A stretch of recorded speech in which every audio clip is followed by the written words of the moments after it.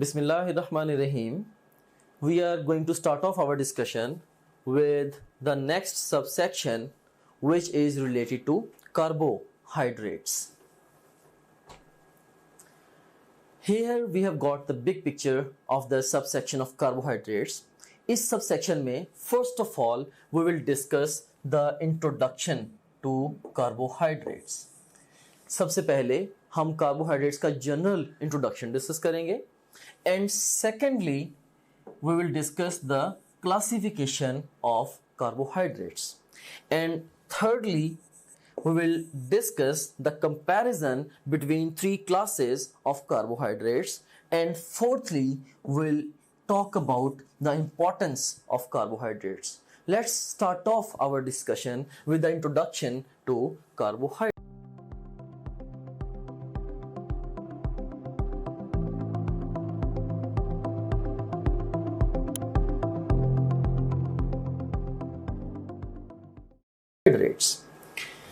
First of all, carbohydrates की definition है. By definition, they are polyhydroxyaldehydes और ketones.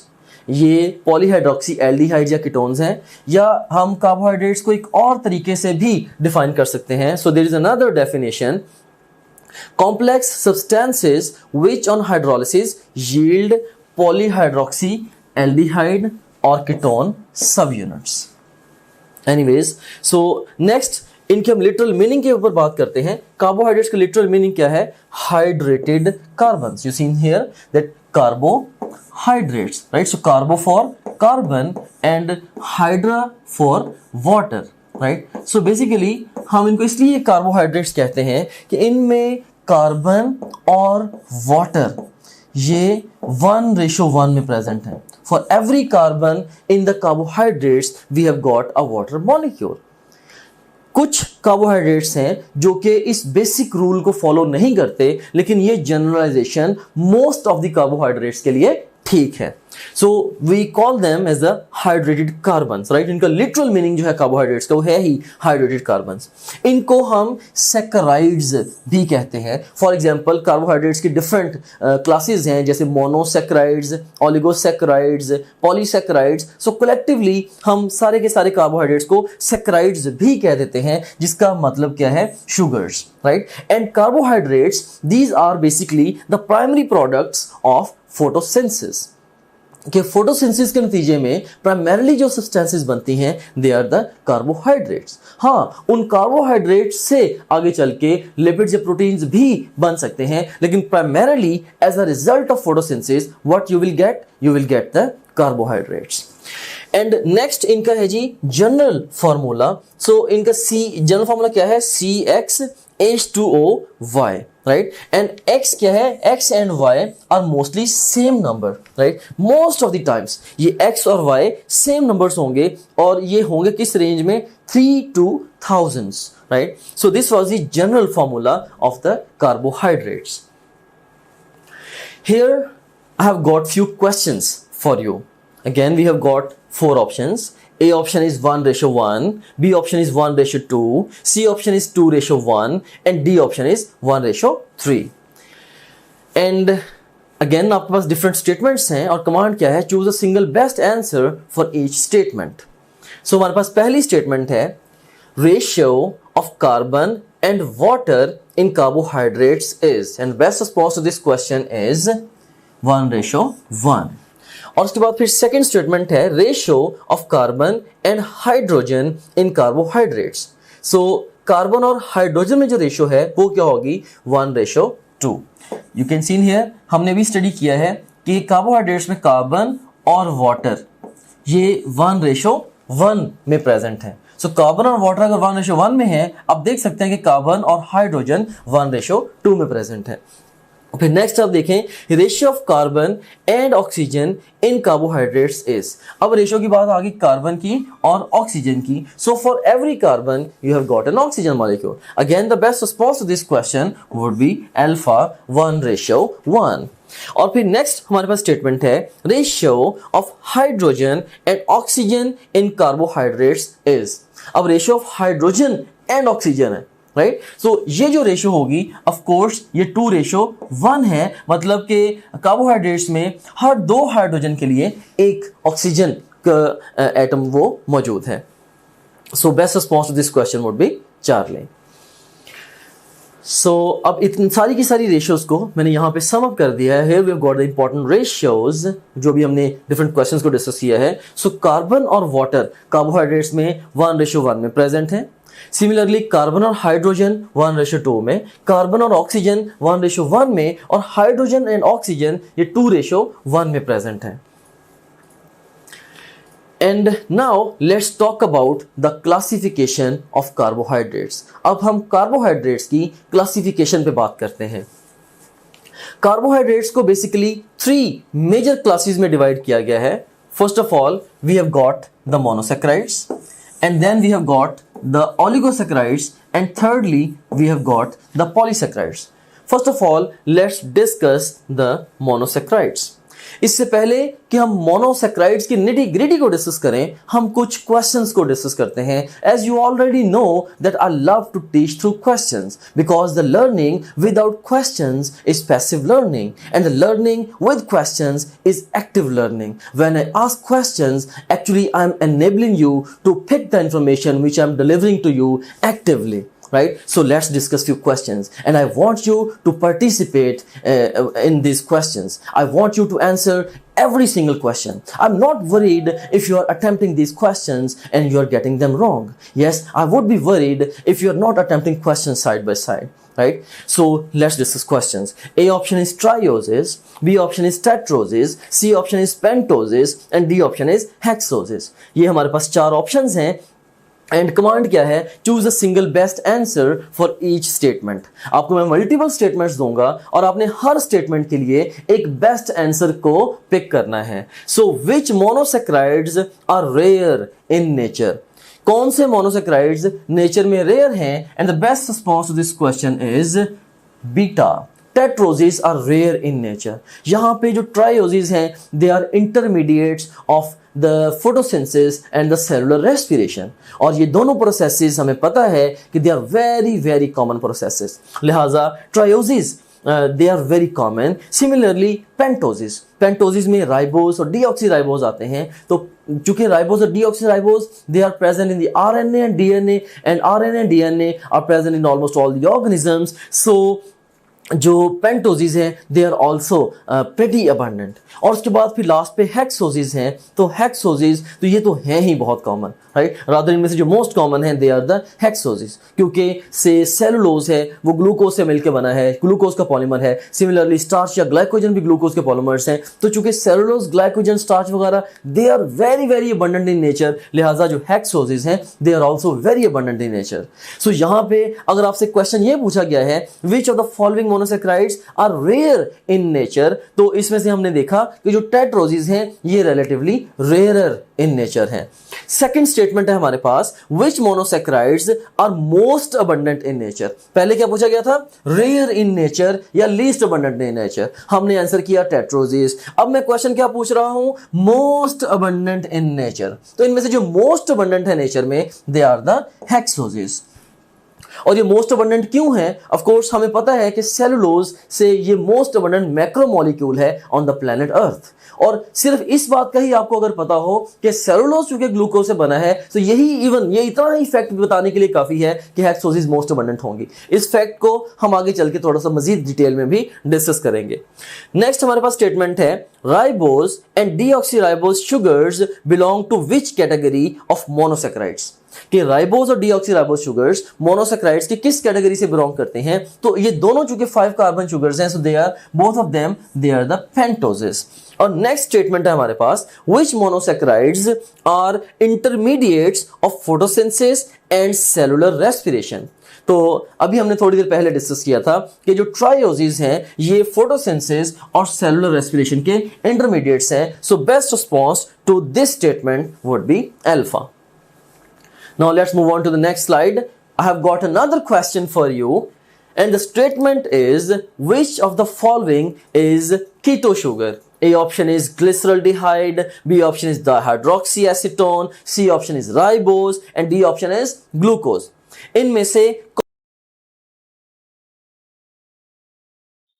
जैसे ही आप अपनी topgrade.bk की ब्राउजर ऐप में लॉगिन होंगे, आपको ये हमारा होम पेज नजर आएगा। इसमें ये पहला जो सेक्शन है ये आपके सब्जेक्ट से रिलेटेड मटेरियल का है। सेकंड सेक्शन जो एक्स्ट्रा सपोर्ट और गाइडेंस आपको रिक्वायर्ड है ये उसके हवाले से है। थर्ड जो सेक्शन है ये डिफरेंट की स्टैटिस्टिक्स एंड टॉपग्रेड की, जो कि आपका हमारे पे कॉन्फिडेंस इंक्रीज करेंगे। एंड लास्ट ऑफ ऑल ये एग्जीक्यूटिव समरी है आपकी ओवरऑल प्रिपरेशन की प्रोग्रेस के हवाले से। सो सबसे पहले सेक्शन को हम एक्सप्लोर करते हैं। इसमें से आप किसी भी सब्जेक्ट पे क्लिक करें, से हमारे पास ये सब्जेक्ट्स हैं biology, physics, chemistry, English, logical reasoning. इनमें से किसी भी सब्जेक्ट पे आप क्लिक करें तो आपको उस सब्जेक्ट में उसके वीडियो लेक्चर्स, रिवीजन नोट्स और प्रैक्टिस क्वेश्चन मिलेंगे। आप वीडियो लेक्चर्स पे क्लिक करेंगे तो उस सब्जेक्ट के सारे यूनिट्स या सेक्शंस आपके सामने ओपन हो जाएंगे। आप किसी भी सेक्शन को चूज करेंगे, उस सेक्शन के सारे टॉपिक्स ओपन हो जाएंगे। इनमें से जिस मर्जी टॉपिक को आप चूज करें, आप उसके वीडियो लेक्चर्स को यहाँ से वॉच वीडियो बटन क्लिक करके देख सकते हैं, right, like this over here. मान रहे सो ये वीडियो लेक्चर आपके सामने ये आ गया। अगेन टू न्यूरल पाथवे, इसमें भी एक हमारे पास, अगर आप जाते हैं फास्ट रिवीजन नोट्स पे, सो जिन स्लाइड्स को यूज करके हमने वीडियो लेक्चर्स रिकॉर्ड किए हैं, अब उन्हीं स्लाइड्स को आप यहाँ से रिवाइज कर सकते हैं। देख सकते हैं आपने फास्ट रिवीजन नोट्स पे क्लिक किया, इसमें सारे के सारे सेक्शन फिर ओपन हो गए। तो यहाँ पे एक बात मैं आपको बताना चाहता हूँ कि जो भी सेक्शन इंपॉर्टेंट है एग्जाम के पॉइंट ऑफ व्यू से, हमने उनके साथ इंपॉर्टेंट का टैग भी लगाया हुआ है, keeping in view the previous exam friends. Anyways, तो यहाँ पे आप किसी भी सेक्शन को चूज करें। सी सेल स्ट्रक्चर एंड कॉन्सेप्ट को मैं चूज करता हूँ। इसके सारे टॉपिक्स ओपन हो गए। इनमें से किसी भी टॉपिक को आप पिक करेंगे तो आप उसकी वो स्लाइड्स देख सकते हैं जिनसे उस टॉपिक का वीडियो लेक्चर रिकॉर्ड हुआ है। तो काफी सारा टाइम है आपका वो सेव होगा, आपको लेक्चर नोट करने की जरूरत नहीं है। आपको बने बनाए नोट्स मिल रहे हैं for the fast revision, rather super fast revision of the lectures. उसके बाद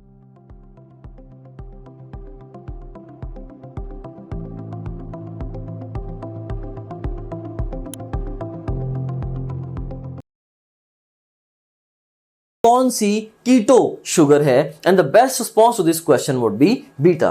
ये डाइहाइड्रोक्सी एसीटोन ये एक कीटो शुगर है।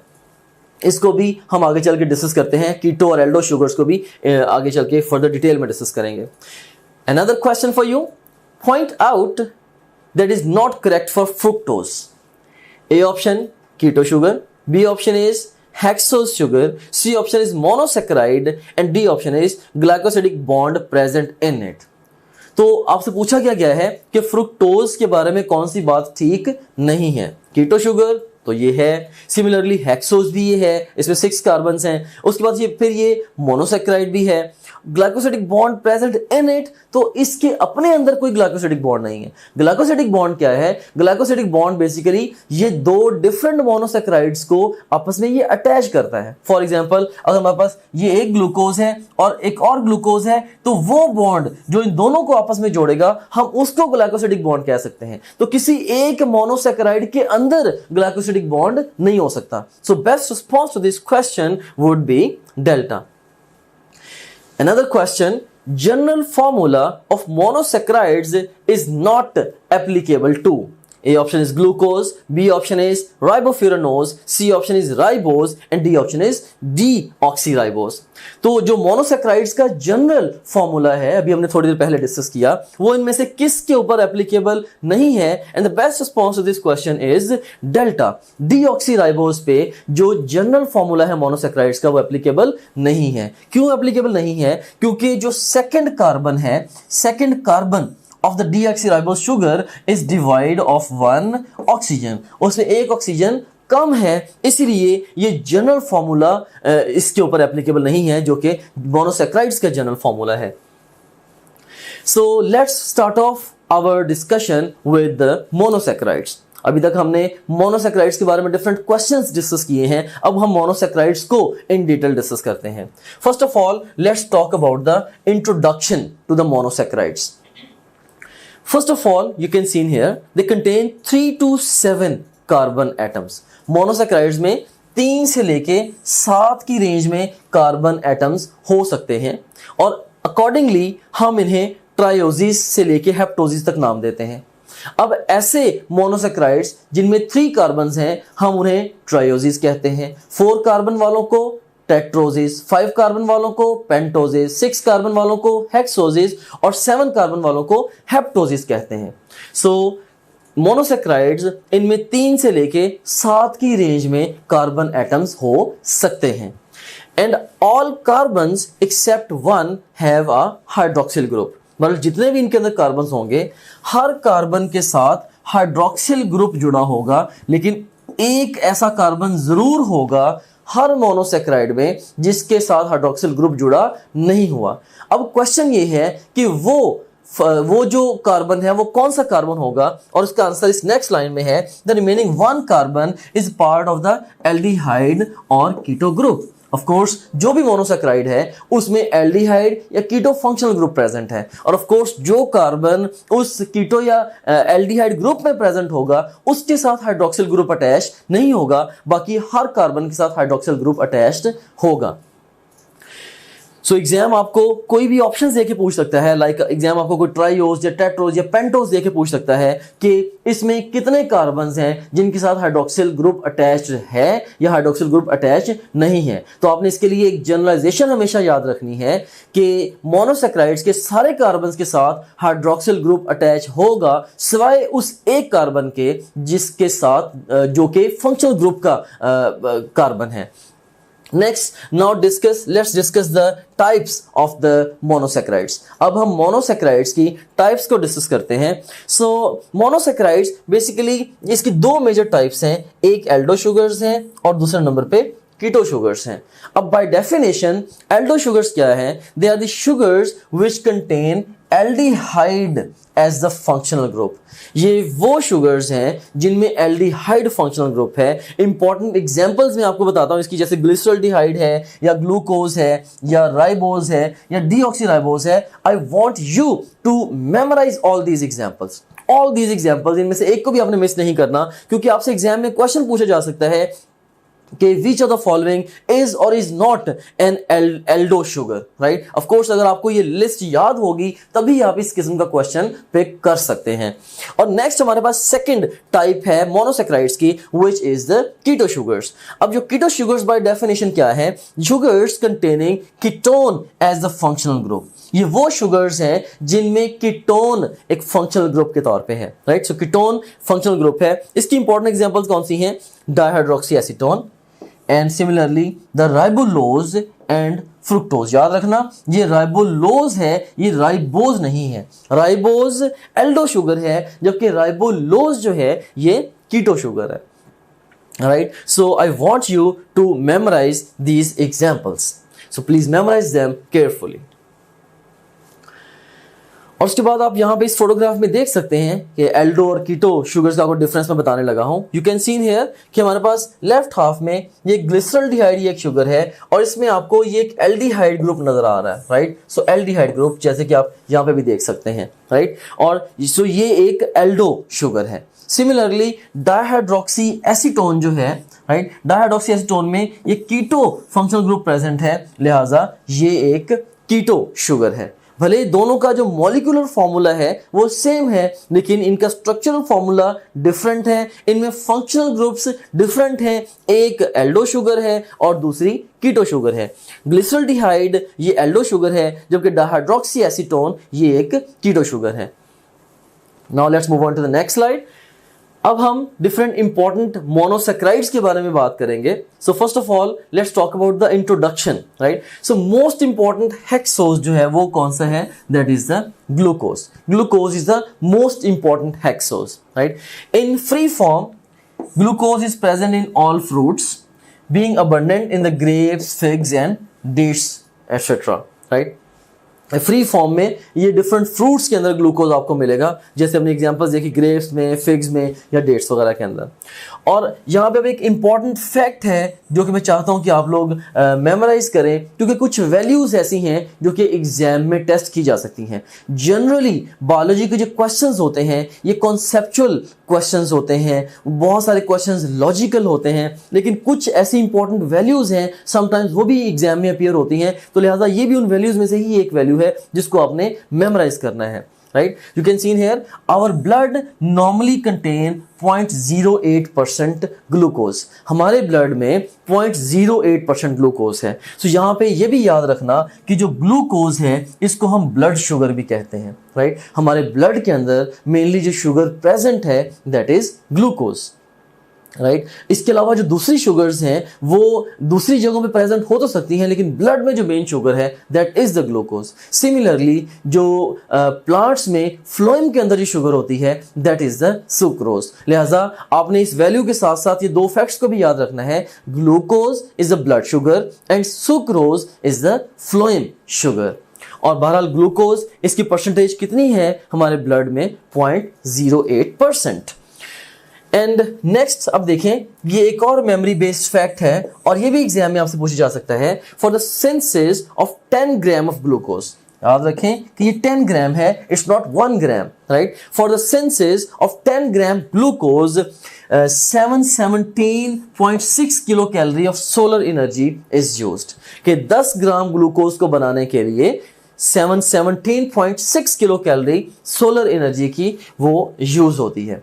अब यहां पे एग्जाम आपसे क्वेश्चन किस तरह से पूछ सकता है? एक तो स्ट्रेट क्वेश्चन पूछ सकता है, for synthesis of 10 gram of glucose how much solar energy is consumed और यूज्ड, और आपको डिफरेंट ऑप्शंस प्रेजेंट करेगा। Best response to this question would be of course 717.6 kilo calorie.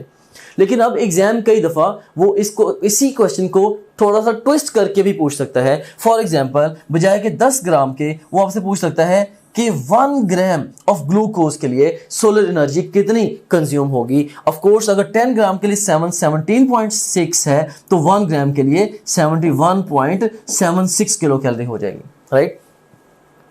सो ये ओवरऑल हमने एक और जनरलाइजेशन डिस्कस की, स्टेटमेंट एक डिस्कस की मेमोरी बेस के for synthesis of 10 gram of glucose 717.6 kilo calorie energy consume होगी, solar energy.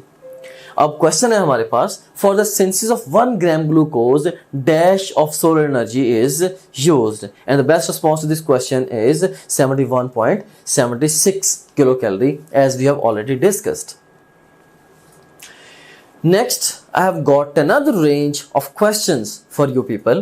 A option is 3, B option is 4, C option is 5 and D option is 6. And again, command हमारे पास क्या है? Choose a single best answer for each statement. Her statement के लिए आपने एक best answer pick करना है। और हमारे पास सबसे पहली स्टेटमेंट क्या है? How many carbon atoms are attached with hydroxyl group in a glucose molecule. तो कितने ऐसे ओवरऑल कार्बन एटम्स हैं ग्लूकोज के मॉलिक्यूल के अंदर जो कि हाइड्रोक्सिल ग्रुप के साथ अटैच्ड होंगे?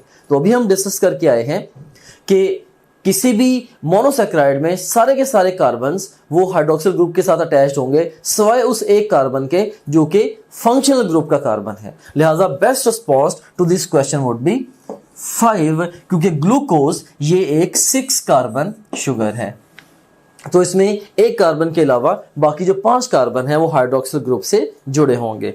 नेक्स्ट स्टेटमेंट है हमारे पास, how many carbon atoms are there in the ring of the glucose. अब क्वेश्चन क्या है? In the ring, in the ring. इसमें देखें कि ये कीवर्ड है in the ring of the glucose, कि ग्लूकोज के रिंग के अंदर कितने ओवरऑल कार्बन एटम्स हैं। तो हमें पता है कि ग्लूकोज का जो रिंग है वो 6 कॉर्नर्ड है, लेकिन एक कॉर्नर को ऑक्सीजन ने ऑक्यूपाई किया होता है और लिहाजा जो बाकी 5 कॉर्नर्स हैं वहां पे क्या होगा? वहां पे ऑफ कोर्स कार्बन एटम्स होंगे। तो लिहाजा एक ग्लूकोज के रिंग के अंदर कितने कार्बन्स होंगे? There would be 5 carbons. So again Charlie would be the best response to this statement as well. Next statement है हमारे पास, how many carbon atoms are there in the ring form of glucose.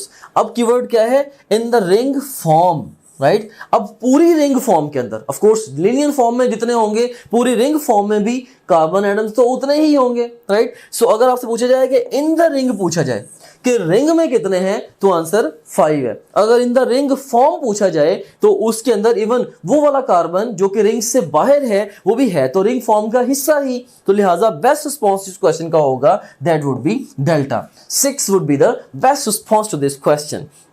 Next statement है हमारे पास, how many carbon atoms are there in the ring of the ribose. अब question क्या है, in the ring of the ribose, और ribose का हमें पता है कि ये 5 कार्बन शुगर है। इसमें भी अगेन एक कॉर्नर को ऑक्युपाई किया होगा ऑक्सीजन ने, तो रिमेनिंग 4 जो कॉर्नर्स होंगे रिंग के, they would be occupied by the carbon atoms. So best response to this question would be 4 beta.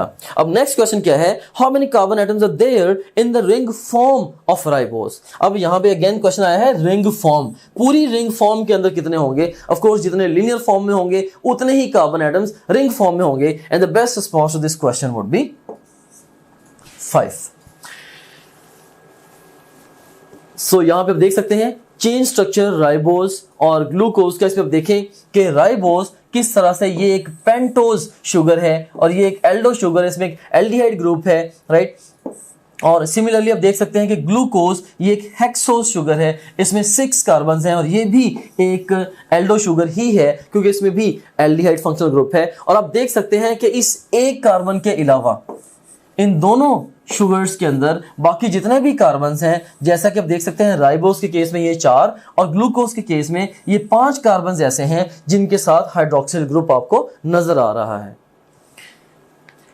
And next हमारे पास है ring structure of the ribose, right, and glucose, right. So जो ring structure है ribose का वो furan है, right, जबकि glucose का रिंग स्ट्रक्चर है वो पायरॉन है। अब फ्यूरॉन क्या है और पायरॉन क्या है? Furan is a general terminology, right, and pyran ये भी एक जनरल टर्मिनोलॉजी है, F for furan and F for 5।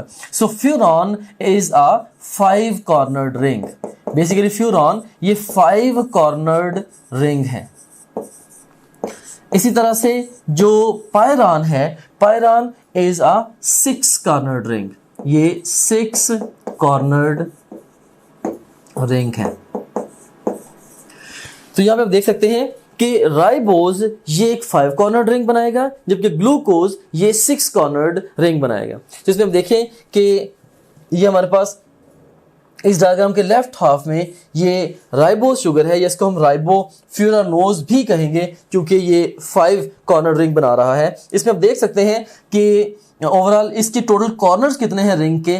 इसके टोटल जो कॉर्नर्स हैं 1 2 3 4 एंड 5 कॉर्नर्स हैं राइबोफ्यूरानोज के, राइट। इसमें से आप देखें कि 1 2 3 और 4, ये 4 कॉर्नर्स किसने ऑक्युपाई किए हुए हैं? ये 4 कॉर्नर्स कार्बन ने ऑक्युपाई किए हुए हैं और ये जो एक कॉर्नर है ऑक्सीजन ने ऑक्युपाई किया हुआ है। और इस तरह से अगर आपसे मैं क्वेश्चन पूछूं कि there would be how many carbons in the ring of the ribofuranose, अब देखें कि रिंग के अंदर तो 4 कार्बन है, तो बेस्ट रिस्पॉन्स 4 होगा। लेकिन अगर मैं यही क्वेश्चन आपसे इस तरह से पूछूं, how many carbons in the ring form of the ribofuranose या राइबोज, तो इसमें आप देखें कि ये वाला जो कार्बन है 5th कार्बन जो कि टेक्निकली रिंग से बाहर है वो भी है तो रिंग फॉर्म का हिस्सा ही। सो रिंग फॉर्म के अंदर 5 कार्बन होंगे और सेम आइडिया ये ग्लूकोज के लिए भी है। अब देख सकते हैं इसके अंदर कितने कार्बन हैं रिंग के अंदर, 1 2 3 4 एंड 5, चूंकि 6 कॉर्नर जो है इसको ऑक्सीजन ने ऑक्युपाई किया हुआ है। सो ग्लूकोज के इन द रिंग 5 कार्बन होंगे and similarly in the ring form collectively 6 carbon होंगे। सो ये एक और हमारे पास ट्रेसिंग है, ribose versus deoxyribose versus the राइबोलोज। इसमें आप देखें कि ये 3 बेसिक शुगर्स हैं जिनका डिफरेंस मैं आपको बताने लगा हूं। स्ट्रक्चरली एग्जाम में कई दफा क्वेश्चन आ सकता है, आपको वो डिफरेंट वो ऑप्शंस के तौर पे प्रेजेंट कर सकते हैं, किसमें भी ए ऑप्शन ये है, बी ऑप्शन ये है और सी ऑप्शन ये है और डी कोई और ऑप्शन दे सकते हैं और आपसे कह सकते हैं कि विच of the following is ribose और डीऑक्सीराइबोज और राइबोलोज। तो इसमें आप देखें कि जो राइबोज है इसमें 2nd कार्बन के साथ H और OH दोनों अटैच्ड हैं, डीऑक्सीराइबोज में 2nd कार्बन के साथ H और H अटैच्ड है, so it's divide of 1 oxygen, right. और यही वो वजह है कि जनरल फार्मूला जो है कार्बोहाइड्रेट्स का वो इस पे एप्लीकेबल नहीं है, जबकि राइबोलोज के केस में जो 2nd कार्बन है उसके साथ जस्ट ऑक्सीजन है, हाइड्रोजन या हाइड्रोक्सिल ग्रुप मौजूद नहीं है, राइट। सो बेसिकली इन तीनों में यानी कि राइबोज, डीऑक्सीराइबोज और राइबोलोज, इन तीनों शुगर्स में जो डिफरेंस है वो 2nd कार्बन के ऊपर है, जैसा कि हमने इन डायग्राम्स में देखा भी है। ओके स्टूडेंट्स, अभी तक हमने मोनोसेक्राइड्स को इन डिटेल डिस्कस किया है and now we are going to start off our discussion with the area of the oligosaccharides. So oligosaccharides को डिस्कस करते हैं, लेकिन इससे पहले कि हम डिस्कस करें ओलिगोसेक्राइड्स को, हम कुछ क्वेश्चंस में आपसे पूछना चाहूँगा। स्टेटमेंट है हमारे पास, the linkage present between glucose and fructose in cane sugar is called. हमारा जो मोस्ट इम्पोर्टेंट फीचर है या टीचिंग टूल है, that is our question bank. So अगर हम प्रैक्टिस क्वेश्चंस पे जाते हैं तो इसमें हम देखें कि आप डिफरेंट डिफरेंट तरीके से टेस्ट दे सकते हैं। सो आप जैसे मर्जी माइंड में डिफाइन कर लें कि आपने किसी एक टॉपिक का टेस्ट देना है, या एक चैप्टर का, एक यूनिट का, क्वार्टर सिलेबस का, हाफ सिलेबस का, फुल सिलेबस का, जो मर्जी सिलेबस आप डिफाइन कर लें, उस डिफाइंड सिलेबस में से 20 तरीकों से आप टेस्ट दे सकते हैं। कैसे? जैसे जो भी सिलेबस आपके माइंड में डिफाइंड है, आप चाहें तो उस सिलेबस के हमारे पास जो अवेलेबल ऑल क्वेश्चन उनका टेस्ट दे सकते हैं, या जो आपने टॉपलेट.टीके पे आप प्रैक्टिस करते रहे हैं, तो आप चाहते हैं कि आपने दोबारा may be second third time आप टेस्ट दे रहे हैं, आप चाहते हैं कि मेरे पास सिर्फ और सिर्फ उस सिलेबस के अनसीन क्वेश्चन का टेस्ट आए, आप वो भी दे सकते हैं। इसके अलावा इनकरेक्ट क्वेश्चन के टेस्ट देते हुए जो सवाल आपके गलत हुए थे, आप उन गलत सवालों का टेस्ट अलग से क्रिएट कर सकते हैं। से अगर आपने फिजिक्स के 20 टेस्ट दिए हैं, उनमें से आपका कोई मे बी आपके कोई 30 क्वेश्चन रॉन्ग हुए थे, उन 30 रॉन्ग क्वेश्चन का इकट्ठा टेस्ट भी आप क्रिएट कर सकते हैं। और इसी तरीके से जो जिन क्वेश्चन को आपने टेस्ट के दौरान बुकमार्क किया है, उनका टेस्ट कॉल कर सकते हैं। जो टेस्ट आपने अटेम्प्ट किए थे क्वेश्चन, उनका टेस्ट कॉल कर सकते हैं, अनअटेम्प्टेड का। और इवन यानी कि टेस्ट देते हुए आपने जिनको अटेम्प्ट किया था और टेस्ट देते हुए जिनको आपने अटेम्प्ट नहीं किया था, ये अनसीन से डिफरेंट है। अनसीन का तो मतलब ये है कि वो टेस्ट में कभी आए नहीं आपके। इसके अलावा आप देख सकते हैं कि इवन पास्ट क्वेश्चन का बहुत बड़ा पूल यहाँ पे मौजूद है। अगर हम गौर करें, देखेंगे ई कैट के, नम्स के, NMDCAT, AKU, MDCAT, Punjab के और ईटा केपीके के, ये इवन जो पीएमसी के जो सैंपल पेपर्स हैं, उनके टॉपिक वाइज पास्ट क्वेश्चन देखिए यहाँ पे मौजूद है ओवरऑल। अब किसी भी टैब पे क्लिक करें, सारे के सारे एक्चुअल पास्ट क्वेश्चन है वो आ जाएंगे। ऑफ कोर्स ये सारे के सारा बड़ा इंपॉर्टेंट टूल है, जो कि पूरे पाकिस्तान से बड़े मेन एग्जामिनर्स ने, बड़े सीनियर एग्जामिनर्स ने ये डेवलप किया होगा। एनीवेज, इसमें से किसी भी आप टॉपिक चूज करें, से मैं यहाँ पे सारे टैग्स को चूज कर लेता हूँ, तो हमारे पास ये सारे के सारे टॉपिक्स आ गए। इनमें से किसी एक टॉपिक को मैं चूज करूँ, या एक सेक्शन को, या मैं मल्टीपल सेक्शन को चूज करूँ, तो मैं उसका टेस्ट दे सकता हूँ। से मैंने 2 सेक्शन चूज किए, इसमें से मैं कार्बोहाइड्रेट्स और प्रोटीन्स, इनका टेस्ट देना चाहता हूँ, या ओवरऑल मैं सारे सेक्शन का टेस्ट देना चाहता हूँ, वो मैं दे सकता हूँ। या मैं डिफाइन करूंगा, मे बी जी मैंने 50 एमसीक्यूज का टेस्ट देना है, तो ये 50 एमसीक्यूज का टेस्ट आपके सामने ये क्रिएट हो गया। सो ये आपके सामने आ गई है जी टेस्ट की स्क्रीन, जिसमें आप देख सकते हैं कि ये ईटा केमिकल का पास्ट क्वेश्चन है, ये स्टेटमेंट है, ये ऑप्शंस हैं। इसमें ओवरऑल ये देखिए कि इसमें अगर आपने क्लिक किया तो आपका ये करेक्ट आंसर भी सामने आ गया। अगर आप इसकी एक्सप्लेनेशन देखनी है तो वो भी आप देख सकते हैं। इसके अलावा ये क्वेश्चन वेरीफाइड है बाय आवर टीम, इसको अगर आप चाहें बुकमार्क कर सकते हैं। इस क्वेश्चन से रिलेटेड डिफरेंट स्टैट्स यहाँ पे आ रहे हैं वगैरह वगैरह। यहाँ से आप नेक्स्ट क्वेश्चन पे जा सकते हैं, जरूरत पड़े तो आप यहाँ से प्रीवियस क्वेश्चन पे जा सकते हैं, और फिर अल्टीमेटली जब आप चाहें आप टेस्ट को फिनिश करके इवन रिजल्ट को भी व्यू कर सकते हैं। ऑलराइट, सो इस तरह से ये टेस्ट आपने इसको रिजल्ट को व्यू कर लिया। एनीवेज, इसके बाद अब हम चलते हैं दोबारा अपने होम पेज की तरफ। सो आप किसी भी जितने भी आपका सब्जेक्ट्स हैं, बायोलॉजी, फिजिक्स, केमिस्ट्री, इंग्लिश और लॉजिकल रीजनिंग, इन सब सब्जेक्ट्स के आप वीडियो लेक्चर्स, वीडियो नोट्स और अनलिमिटेड एमसीक्यू प्रैक्टिस यहाँ से कर सकते हैं। जितने भी आप प्रीवियस टेस्ट, जो भी टेस्ट आपने दिए होंगे, अगर आप प्रीवियस टेस्ट पे क्लिक करेंगे, वो सारे टेस्ट आपके यहाँ पे आ रहे होंगे। इसके अलावा जो आपकी जो ओवरऑल प्रोग्रेस है, उसकी जो डिटेल है, वो सारी की सारी यहाँ पे आ रही है। डिफरेंट सब्जेक्ट में आप कैसे जा रहे हैं, डिफरेंट सब्जेक्ट्स में, डिफरेंट चैप्टर्स में और डिफरेंट टॉपिक्स में आप कैसे जा रहे हैं, वो सारी की सारी डिटेल यहाँ पे आ रही है। इसके अलावा फुल लेंथ पेपर्स हैं, जो कि जस्ट लाइक रियल एग्जाम है। यहाँ से किसी भी फुल लेंथ पेपर को किसी भी टाइम पे लॉन्च कर सकते हैं, अपनी तरीके शुरू में या इवन मिड सेशन में जाके नियर द एग्जाम आप इन एफएलपीस को जब चाहे आप अटेम्प्ट कर सकते हैं। उसके बाद फिर सपोर्ट मटेरियल है, इसमें इनको वीडियो रिव्यूज हैं, डिफरेंट स्टूडेंट्स हैं जिन्होंने टॉप ग्रेड से पढ़ा, वो आपको गाइड कर रहे हैं। हमारे सिस्टम के हवाले से भी, ओवरऑल तैयारी के हवाले से भी आप उन बच्चों से गाइडेंस ले सकते हैं। इसके अलावा हमारे ये टेस्टिमोनियल्स हैं, जो पूरे पाकिस्तान में हजारों स्टूडेंट्स हमसे पढ़ रहे हैं, वो हमारे बारे में क्या कहते हैं, उसकी डिटेल यहाँ पे आप देख सकते हैं। इसके अलावा सिलेबस यहाँ पे गिवन है। अगर आप कंटेंट देखना चाह रहे हैं हमारे कोर्स का, वो सारे के सारे यहाँ पे ओवरऑल जो विजिबल है। And in addition to that study schedules बड़ा एक अहम फीचर है, अहम मॉड्यूल है। इसमें 90 डेज, 60 डेज, 30 डेज और इवन 50 डेज का एनएमटी कैट का स्केड्यूल मौजूद है। आप अपनी नीड के अकॉर्डिंगली जिस मर्जी स्केड्यूल को फॉलो कर सकते हैं, डिपेंडिंग अपॉन कि आप टाइम फ्रेम में किस जगह पे खड़े हैं। अगर आप एग्जाम, आपका 1 महीने के बाद एग्जाम है, ऑफ कोर्स आप 30 डेज वाला प्लान फॉलो करेंगे। अगर आपके एग्जाम में 2 हफ्ते रहते हैं तो आप 15 दिन वाला प्लान फॉलो करेंगे एंड सो ऑन। सो इसमें हमने आपको ये बताया है, स्केड्यूल्स के अंदर ये गाइड किया है कि आपने गिवन टाइम को बेस्ट यूटिलाइज कैसे करना है। फिर इसके अलावा डाउनलोड्स का सेगमेंट है, जो भी डिफरेंट इंपॉर्टेंट कंटेंट है आपसे रिलेटेड, वो सारे के सारे आपको डाउनलोड्स में मिल जाता है। और इसके अलावा गाइडेंस वीडियोस काफी सारी इसके अंदर पड़ी हुई हैं, जो कि मैंने खुद रिकॉर्ड करके इसके अंदर डाली है। इसमें बहुत सारे हवालों से जनरल गाइडेंस आप इन वीडियो से ले सकते हैं। सो ये था हमारे पास ये हमारे पास गाइडेंस वीडियोस का ये सेगमेंट था। ओके, सो दिस वाज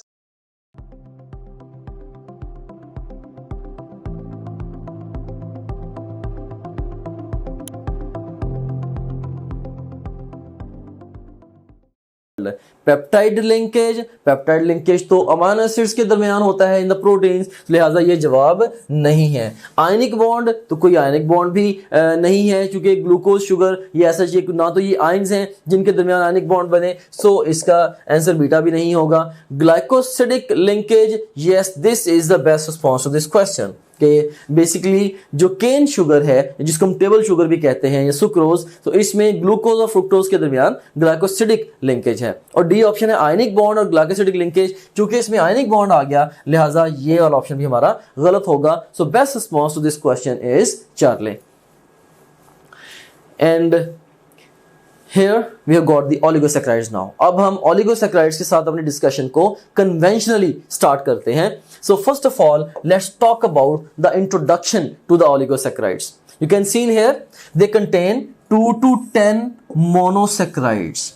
तो हमने पहले monosaccharides के बारे में क्या डिस्कस किया था?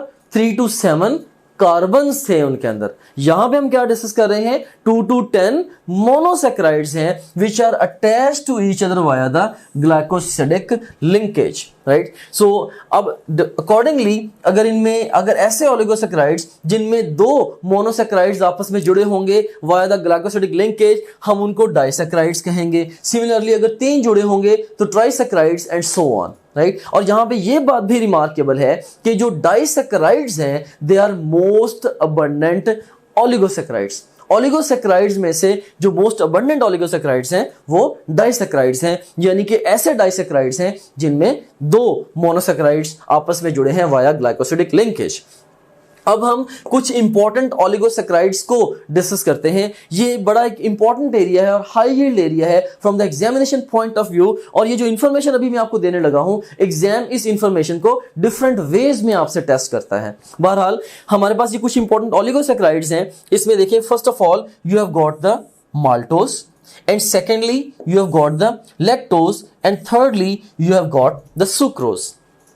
अब जो माल्टोज है, बेसिकली माल्टोज ये एक ऐसा डाइसैकेराइड है जो कि 2 ग्लूकोज के मोनोमर्स से मिलने से बनता है। जैसे when glucose will combine with the glucose, right, you will get the maltose. या आप इसको इस तरह से भी कह सकते हैं कि जब माल्टोज हाइड्रोलाइज होगा with the help of may be an enzyme maltase, तो जब वो हाइड्रोलाइज होगा it will yield 2 molecules of glucose. So ये एग्जाम में क्वेश्चन इस तरह से भी पूछा जा सकता है, hydrolysis of the maltose would yield, right. अब आपको एग्जाम डिफरेंट ऑप्शंस देगा, like A option is 2 molecules of glucose, B option is glucose and galactose, C option glucose and fructose, D option is fructose and galactose and so on. And the best response to this question would be of course 2 molecules of the glucose, right. Similarly exam inverse way में भी आपसे question पूछ सकता है कि glucose will combine with the glucose so as to give you A option is maltose, B option is lactose, D C option is sucrose and D option में be some other sugar, right. So best response would be maltose, right. So याद रखिएगा कि glucose और glucose के मिलने से क्या बनता है? माल्टोज। और जो 2 ग्लूकोज के मॉलिक्यूल्स के दरमियान लिंकेज होगा उसको हम नाम तो देते हैं ग्लाइकोसिडिक लिंकेज का, लेकिन टेक्निकली स्पीकिंग ये अल्फा 1,4 लिंकेज होगा। अल्फा इसलिए इसलिए क्योंकि इसमें अल्फा शुगर्स इन्वॉल्व हैं, बहरहाल उनमें जो लिंकेज है वो 1 to 4 लिंकेज है। अभी हम आगे चल के इस लिंकेज को डिटेल में भी थोड़ा सा डिस्कस करेंगे। इसी तरह से जो लैक्टोज है ये कैसे बनती है, ये जो शुगर है लैक्टोज ये कैसे बनेगी, तो you can seen here glucose and गलैक्टोज give you lactose, या इनवर्सली आप ये भी कह सकते हैं जब आप लैक्टोज को हाइड्रोलाइज करेंगे you will get the glucose and the गलैक्टोज, right. अब लैक्टोज में बेसिकली जो लिंकेज है that is a beta 1,4 linkage, वहां पे बीटा 1,4 लिंकेज है क्योंकि बीटा ओवरऑल ये एक टेक्निकली लिंकेज है जिसमें बीटा ग्लूकोज इन्वॉल्व है। फिर नेक्स्ट आप देखें कि हमारे पास सुक्रोज है। सुक्रोज एक्चुअली ये किससे बना है, ये ग्लूकोज और फ्रुक्टोज के कंबाइन होने से बना है। ग्लूकोज और फ्रुक्टोज के कंबाइन होने से you will get the sucrose, right. या इस तरह से भी आप कह सकते हैं कि sucrose on hydrolysis would yield glucose and the fructose. अब जो लिंकेज होगा ग्लूकोज और फ्रुक्टोज के दरमियान so as to give you the sucrose that would be the alpha 1,2 linkage, right। अब यहां पे इनके कॉमन नेम्स भी मैं चाहता हूं कि आप लोग याद रखें। एक तो लिंकेजेस आपने याद रखे, ओके फाइन, कि एग्जाम आपसे पूछ सकता है कि माल्टोज में ग्लूकोज और ग्लूकोज के दरमियान कौन सा लिंकेज प्रेजेंट है, अल्फा 1,4 और बीटा 1,4 और अल्फा 1,2 और alpha 1,6 and so on, right. So best response would be alpha 1,4। सो ये लिंकेजेस आपने इस तरह से मेमोराइज कर लेने हैं। या इनवर्सली भी एग्जाम आपसे पूछ सकता है कि अल्फा 1,2 लिंकेज इनमें से किस शुगर में प्रेजेंट है। सो of course you can seen here alpha 1,2 linkage वो सुक्रोज में प्रेजेंट है। सो इस ये छोटा सा एरिया है, राइट, इसमें बड़ी कॉम्पैक्ट इंफॉर्मेशन है और क्वेश्चंस यहां से सेवरल वेज में फॉर्मुलेट किए जा सकते हैं। बहरहाल एक और भी डोमेन है क्वेश्चंस की फ्रॉम दिस पर्टिकुलर एरिया और वो है इनके कॉमन नेम्स के हवाले से। सो यू कैन सीन हियर कि जो माल्टोज है, माल्टोज को हम माल्ट शुगर भी कहते हैं। माल्ट शुगर, इनको कॉमन लैंग्वेज में हम माल्ट शुगर भी बोलते हैं। सो ये इसका कॉमन नेम है। सिमिलरली जो लैक्टोज है इसको हम मिल्क शुगर भी कहते हैं। Lactose is also known as the milk sugar, right. It's the milk sugar चूंकि मिल्क में ये प्रेजेंट है। और उसके बाद फिर थर्ड नंबर पे हमारे पास सुक्रोज है। तो सुक्रोज को हम ओवरऑल केन शुगर या टेबल शुगर या कॉमन शुगर या पंजाबी में वन खंड भी कहते हैं, राइट। सो जो कि हम कॉमनली घरों में यूज करते हैं, right. So this is the cane sugar, right. So इनमें से जो केन शुगर है ये one of the most familiar disaccharides है, राइट। सो वंस अगेन जाते जाते एक हाई यील्ड इंफॉर्मेशन आपको रिवाइज करता चलूं कि अब देखें इन तीनों डाइसैकराइड्स या इन तीनों ओलिगोसैकराइड्स के अंदर जो कि टेक्निकली डाइसैकराइड्स ही हैं, इन तीनों के अंदर एक कंपोनेंट वो लाजमी मौजूद है, दैट इज द ग्लूकोज। हाँ, जब ग्लूकोज ग्लूकोज से मिलेगा you will gate maltose, glucose गलैक्टोज से मिलेगा यू विल गेट लैक्टोज, और जब ग्लूकोज फ्रुक्टोज से मिलेगा you will get the sucrose. आप इसको इस तरह से भी याद रख सकते हैं, glue and glue give you malto and glue and galactose give you lactose, and similarly glucose and fructose give you the sucrose. I want you to memorize these facts. So ये आपको मैं इस स्लाइड के जरिए alpha और beta glucose का difference बताना चाहता हूं। यहां पे आप ये देखें कि ये जो अल्फा ग्लूकोज है, अल्फा ग्लूकोज में जो कार्बन नंबर 1 है, कार्बन नंबर 1 पे जो हाइड्रोजन है it's present above the plane of the ring, it's present above the plane of the ring, right. So अगर फर्स्ट कार्बन पे रिंग फॉर्म में hydrogen above the plane of the ring present हो या inversely hydroxyl group below the plane of the ring present हो, हम इसको बोलते हैं अल्फा ग्लूकोज।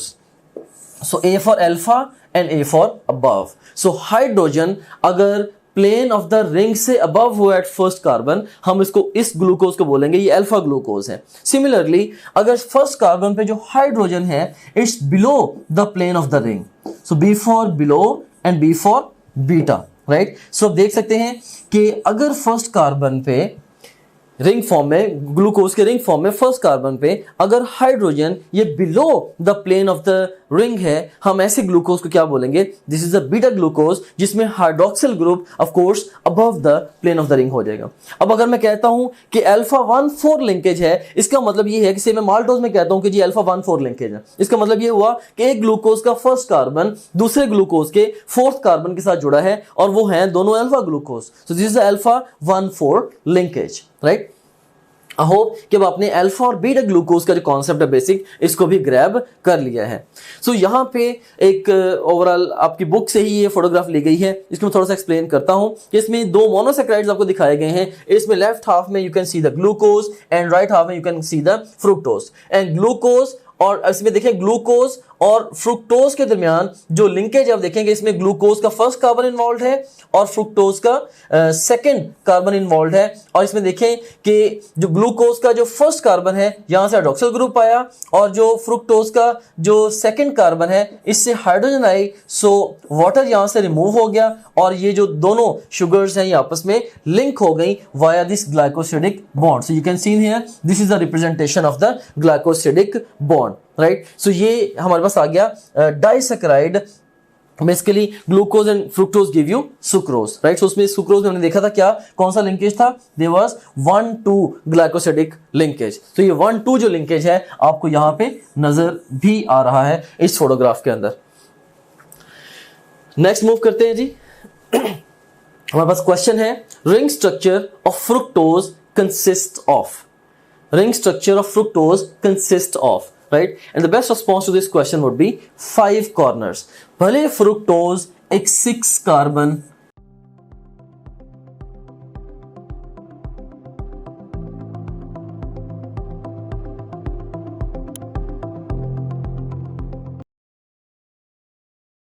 शुगर है, मैं एग्री करता हूं जैसे कि ग्लूकोज एक 6 कार्बन शुगर है, लेकिन लाजमी नहीं है कि अगर कार्बन का नंबर 6 है तो जो रिंग बने वो भी 6 कॉर्नर्ड ही बने, राइट। सो 6 कॉर्नर्ड बन भी सकता है और नहीं भी बन सकता। तो ग्लूकोज के केस में 6 कॉर्नर्ड रिंग बनता है, लेकिन फ्रुक्टोज ये भी एक हेक्सोज है, ये भी एक 6 कार्बन मोनोसैकेराइड है, लेकिन इससे जो रिंग बनेगा वो 5 कॉर्नर्ड रिंग होगा, remember, right. So fructose will give you furan rather than the pyran. So best response would be beta to this question.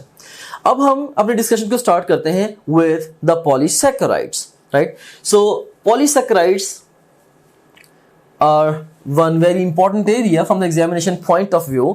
इसकी इंट्रोडक्शन पे हम बात करते हैं। So you can see in here 11 to several monosaccharides attached via glycosidic linkage, right? 11 से onwards बेतहाशा, right. वो अगर मोनोसैकेराइड्स एक दूसरे के साथ लिंक्ड हैं वाया द ग्लाइकोसिडिक लिंकेज, हम उनको बोलेंगे they are the polysaccharides, right. हमने ये देखा था कि अगर हमारे पास 3 से 7 कार्बन तक कार्बोहाइड्रेट्स से हमने उन्हें मोनोसैकेराइड्स कहा। फिर हमने ये देखा कि अगर ऐसे कार्बोहाइड्रेट्स जिसमें 2 से 10 तक मोनोसैकेराइड्स आपस में जुड़े हैं वाया ग्लाइकोसिडिक लिंकेज, वो हमारे ओलिगोसैकेराइड्स कहलाए। और फिर 11 से ऑनवर्ड्स अगर जितने भी मोनोसैकेराइड्स आपस में जुड़ेंगे via glycosidic linkage, they would give you the polysaccharide, right. और पॉलीसैकेराइड्स के बारे में कुछ एक और इंपॉर्टेंट बात यह है कि they are usually branched. I am not saying they are always branched. हमारे पास ऐसे पॉलीसैकेराइड्स भी हो सकते हैं जो कि ब्रांच्ड नहीं है, फॉर एग्जांपल सेलुलोज ब्रांच्ड नहीं है। इसी तरह से स्टार्च का जो फ्लेवर है अमाइलोज, वो भी ब्रांच्ड नहीं है, लेकिन यूजुअली दे आर ब्रांच्ड, जैसे कि अमाइलोपेक्टिन है या जैसे कि ग्लाइकोजन है, दे आर ब्रांच्ड, राइट। और उसके बाद फिर ये भी आप देखें, बड़ा इंपॉर्टेंट फैक्ट है कि जो पॉलीसैकेराइड्स हैं they are most abundant carbohydrates in nature. Polysaccharides ये मोस्ट अबंडेंट कार्बोहाइड्रेट्स हैं इन नेचर, राइट। इसको हम आगे चल के इनकी अबंडेंस को फर्दर थोड़ा सा डिटेल में भी डिस्कस करेंगे कि कौन से कार्बोहाइड्रेट्स या कौन से पॉलीसैकेराइड्स इतने ज्यादा अबंडेंट हैं इन नेचर, राइट। सो यहाँ पे अब हमारे पास कुछ क्वेश्चंस हैं। Again we have got few options. A option is amylose, B option is amylopectin, C option is glycogen, D option is cellulose, E option है जी both A and B। और command हमारे पास क्या है, choose the single best answer for each statement। हमारे पास पहली statement है which of the following is a storage form of food in plants। इनमें से plants में storage form of food कौन सी है, right. So you can C here कि plants में आपको पता है कि फूड जो है वो स्टोर होती है in the form of starch, and starch it comes in 2 flavours, the amylose and the amylopectin. So the best response to this question is both A and B, so हम इसके लिए E को pick करेंगे। Next statement है which of the following is a storage form of food in prokaryotes, fungi and animals। Right. So इसमें prokaryotes, fungi और animals में storage form of food क्या है? तो इन तीनों कैटेगरीज के ऑर्गेनिजम्स में जो फूड मेनली स्टोर होती है, it's stored in the form of glycogen. So best response is Charlie to this question. Next statement है which of the following is soluble in hot water, right. यहाँ पे देखें keyword क्या है, in the hot water, right. So generally speaking सारे के सारे polysaccharides ही insoluble होते हैं इन वाटर, लेकिन सिर्फ अमाइलोज वाइड पॉलीसेक्राइड है जो कि हॉट वाटर में सॉल्युबल हो सकता है। So best response to this question would be alpha.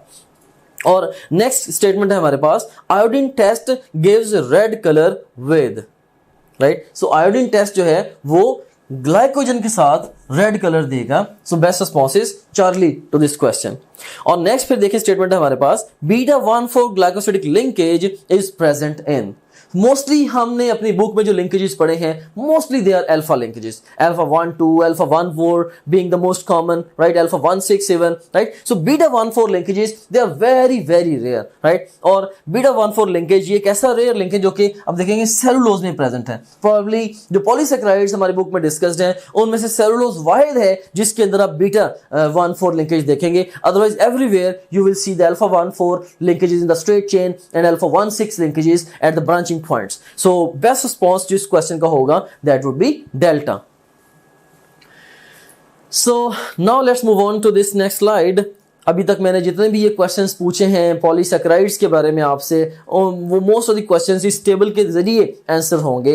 And इससे पहले कि हम इस टेबल की निटी ग्रिटी को डिस्कस करें, I would like to orient you towards this table. So first of all we have got the title of this table and this title is important polysaccharides. जो different important polysaccharides हमारी book में discussed हैं, हम उन important polysaccharides को in detail discuss करेंगे। So इसमें इस टेबल में एक्सट्रीम लेफ्ट कॉलम में you have got the feature, in the second column you have got the starch, in the third column you have got the glycogen and the fourth column you have got the cellulose. अब हम ये जो तीन polysaccharides हैं, important polysaccharides हैं, starch, glycogen और cellulose, हम इन्हें डिस्कस करेंगे अंडर डिफरेंट हेडिंग्स। लाइक हम देखेंगे फर्स्ट ऑफ ऑल कि किन ऑर्गेनिजम्स में ये पाए जाते हैं, सेकेंडली हम देखेंगे इनका मेन फंक्शन क्या है, थर्डली हाइड्रोलिसिस के नतीजे में हमें क्या मिलेगा, फिर इनकी सॉल्युबिलिटी इन वाटर के बारे में डिस्कशन करेंगे, फिर आयोडीन के टेस्ट के साथ हमें कौन सा कलर मिलेगा इन तीनों इंपॉर्टेंट पॉलीसेक्राइड्स के साथ, हम इसको डिस्कस करेंगे। और उसके बाद फिर लास्ट पे हम ग्लाइकोसिडिक लिंकेजेस जो इनमें प्रेजेंट हैं इनको भी डिस्कस करेंगे। हमारी बुक में ये जो सारी इंफॉर्मेशन है ये डिफरेंट पैराग्राफ्स की शक्ल में है, लेकिन पैराग्राफ्स की शक्ल में इंफॉर्मेशन को मेमोराइज करना ऑफ कोर्स बहुत मुश्किल होता है, चीजें आपस में कन्फेबुलेट हो जाती हैं, और खास तौर पे जब इनके कोरिलेशन के क्वेश्चंस आते हैं there is a pretty good chance that you will get them wrong अगर आपने अलग अलग पैराग्राफ्स की शक्ल में चीजों को क्रैम करने की कोशिश की हुई है तो। So tables, I always like to construct tables, क्योंकि टेबल्स के जरिए बड़े अच्छे तरीके से इंफॉर्मेशन जो वो कोरिलेट भी हो जाती है। सो अलग अलग भी इनके फैक्ट्स जहां पे आपको पता चलेंगे, इनका कोरिलेशन भी थ्रू द सेम टोकन आपको पता चलेगा, एंड आपके पास एक बेहतर सलाहियत होगी एग्जाम में क्वेश्चंस को आंसर करने के पॉइंट ऑफ व्यू से। So first of all we have got the organism. अब हम ये डिस्कस करते हैं कि ये जो थ्री इंपॉर्टेंट पॉलीसेक्राइड्स हैं ये किन ऑर्गेनिजम्स में प्रेजेंट हैं। तो स्टार्च है, starch is a storage form of food in the plants, so starch plants में प्रेजेंट है। ग्लाइकोजन ये प्रोकैरियोट्स, फंजाई और एनिमल्स में प्रेजेंट है, और सेलुलोज जो है ये प्लांट्स में भी प्रेजेंट है इन द सेल वॉल, और इसी तरह से एल्गी जो कि प्रोटिस्ट हैं, ऑफ कोर्स एल्गी की सेल वॉल के अंदर भी सेलुलोज प्रेजेंट है। और उसके बाद फिर नेक्स्ट इनका मेन फंक्शन देखते हैं। स्टार्च का मेन फंक्शन क्या है, स्टोरेज ऑफ फूड।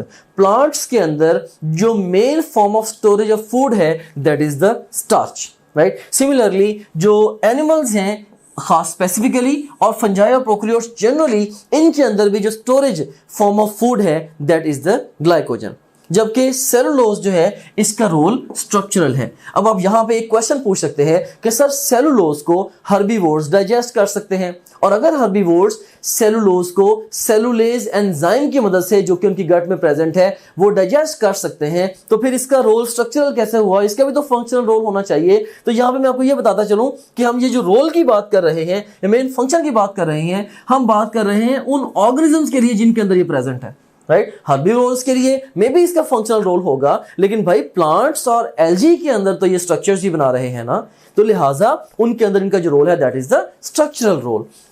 अब नेक्स्ट देखें इनकी हाइड्रोलिसिस के नतीजे में हमें क्या मिलेगा। Hydrolysis of each of these 3 polysaccharides would give you glucose. इन तीनों की हाइड्रोलिसिस के नतीजे में आपको ग्लूकोज ही मिलना है। सो तीनों ही ग्लूकोज के पॉलीमर्स हैं। और फिर जो सॉल्युबिलिटी इन वाटर, इसके बारे में हम डिस्कस करते हैं। So there is a generalization, और जनरलाइजेशन क्या है कि all polysaccharides are insoluble in water, right. सारे के सारे पॉलीसेक्राइड्स वाटर में इनसॉल्युबल हैं। Just one minor exception to the rule है, और वो क्या है कि अमाइलोज जो कि स्टार्च का एक फ्लेवर है, वो भी वैसे तो इनसॉल्युबल इन वाटर है। हाँ, अगर आपसे कहा जाए कि इन hot water, yes in hot water it becomes soluble, right. So even अगर आपसे पूछा जाए कि जी कौन से पॉलीसेक्राइड्स ऐसे हैं जो वाटर में इनसॉल्युबल हैं, amylose, amylopectin, glycogen, all of these, तो आपने ऑल ऑफ दीज को ही पिक करना है, राइट। क्योंकि इसके अंदर देखें कि जो अमाइलोज है वो भी इनसॉल्युबल है, हाँ हॉट वाटर में इनसॉल्युबल है, राइट। सो जनरलाइजेशन हमारी क्या बनी, all polysaccharides are insoluble in water. Okay, so यहां पे देखें कि अमाइलोज जो है it's soluble in the hot water, और फिर जो अमाइलोपेक्टिन है ये insoluble in hot water. So basically जो स्टार्च है it comes in 2 flavours, amylose and the amylopectin, right. अब देखें इनके नामों से मैं थोड़ा सा इनका डिफरेंस आपको समझाना चाहता हूं कि अमाइलोज इज लूज। फिर गौर करें, amylose is loose, and why it is loose? Because it has got no branching, right? And amylopectin is compact, and why it is compact? Because of the extensive branching there, right? So amylose चूंकि loose इसलिए है, इसमें branching नहीं है, and probably that's the reason ये water में, hot water में soluble है, और amylopectin बहुत compact है, इसमें extensive branching है, तो ये water में insoluble है। even hot water में भी ये insoluble होगा।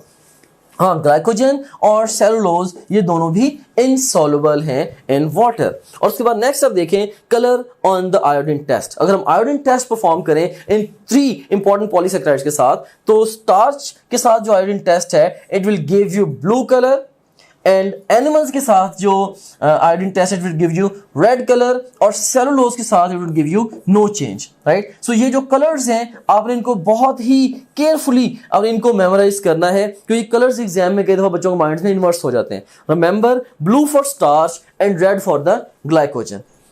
And next we have got the glycosidic linkages, right? अब इन तीनों इंपॉर्टेंट पॉलीसेक्राइड्स में ग्लाइकोसिडिक लिंकेजेस जो वो कौन से प्रेजेंट हैं, you can see in here कि अल्फा 1,4 लिंकेज है in the straight chain, right.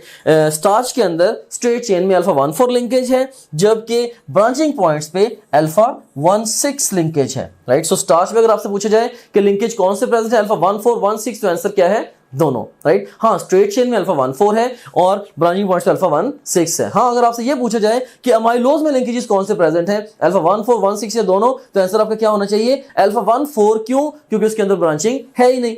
तो नेक्स्ट आप देखें कि ग्लाइकोजन में भी अगेन जो लिंकेजेस हैं स्ट्रेट चेन के अंदर अल्फा 1,4 लिंकेजेस है, राइट, और अल्फा 1,6 है एट द ब्रांचिंग पॉइंट्स, और ग्लाइकोजन तो होगी ही हमेशा branched.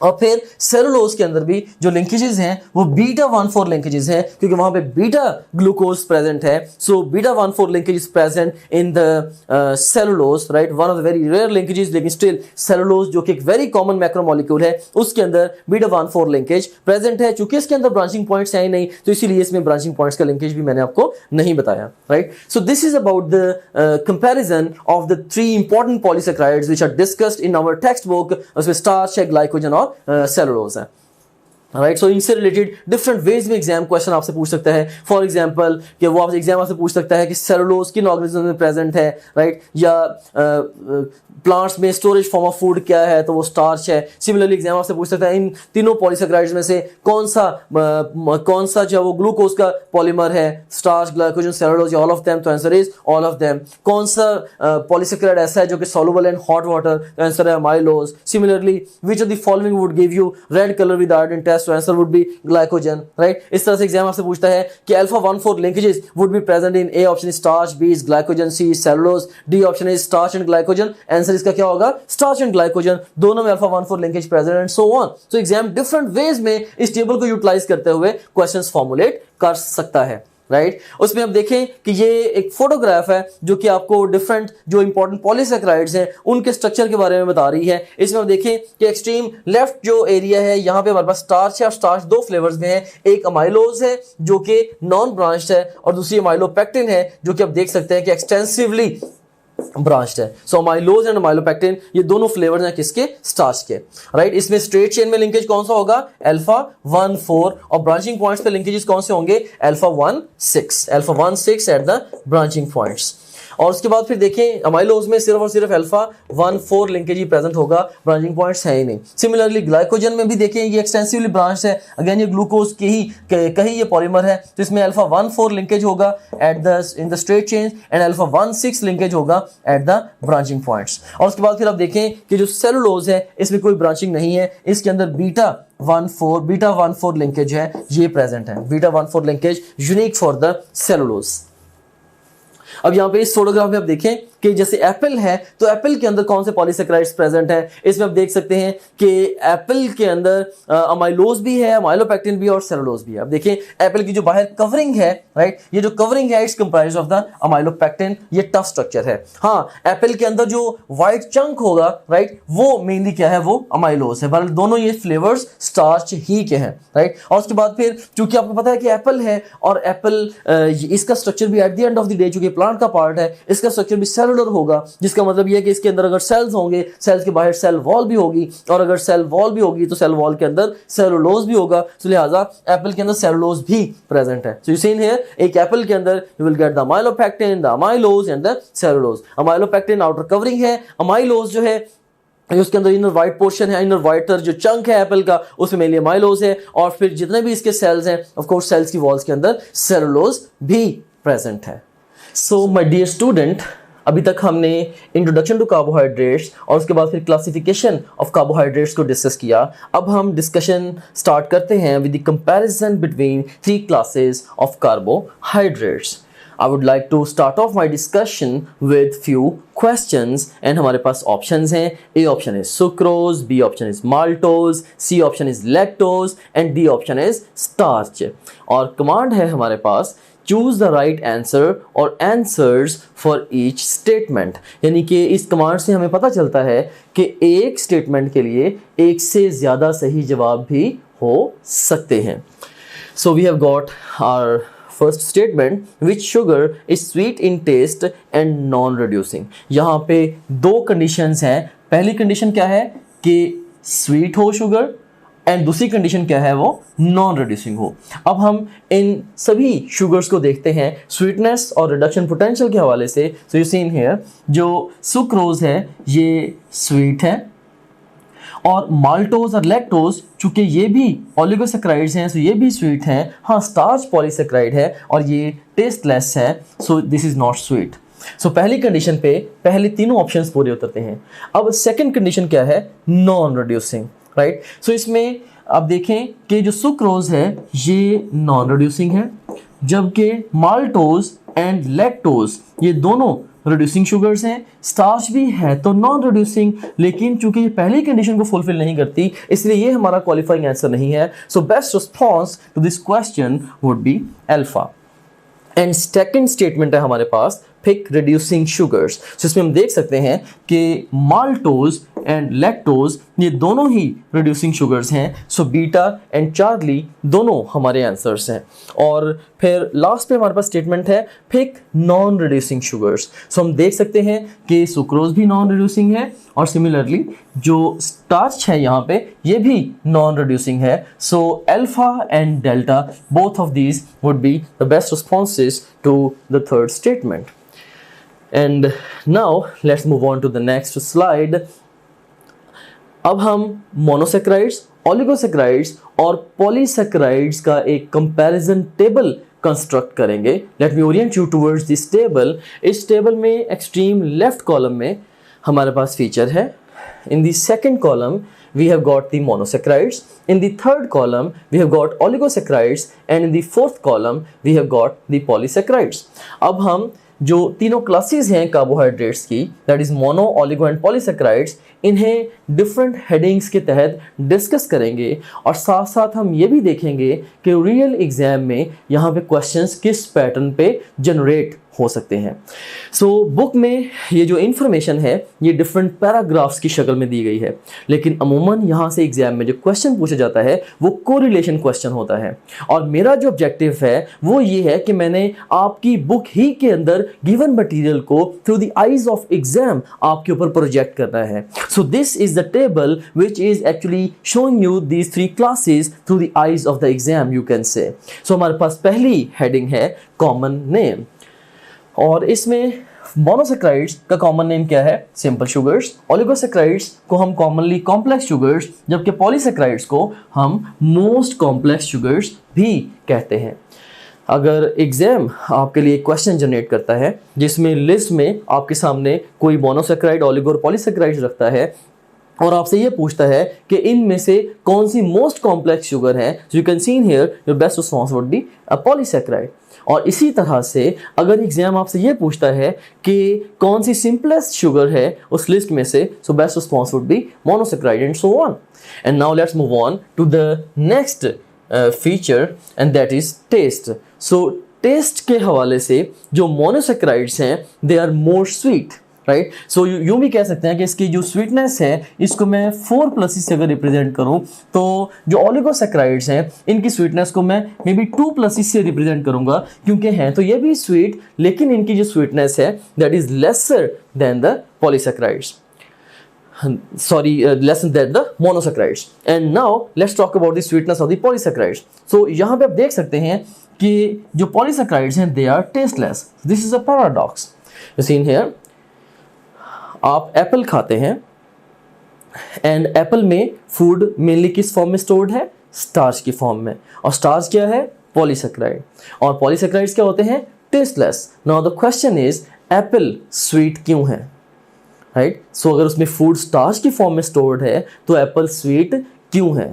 And answer to this question is apple में फूड नो डाउट स्टार्च की फॉर्म में ही स्टोर्ड है, लेकिन जब हम एप्पल की बाइट लेते हैं हमारी ओरल कैविटी में हमारा स्लाइवा एप्पल के साथ मिक्सअप होता है और हमारे स्लाइवा में एक स्टार्च डिजेस्टिंग एंजाइम होता है विच इज स्लाइवरी अमाइलेज, जो कि स्टार्च को या एप्पल में मौजूद स्टार्च को माल्टोज में कन्वर्ट करता है जो कि डाइसेक्राइड है, और डाइसेक्राइड के टेस्ट को हम फील कर सकते हैं। So that's why apple it seems to be sweet to us. और अदर रीज़न भी इसके स्वीट होने की ये हो सकती है कि इसमें स्टार्च के अलावा कुछ दूसरे मोनो या ओलिगोसेक्राइड्स भी प्रेजेंट हों।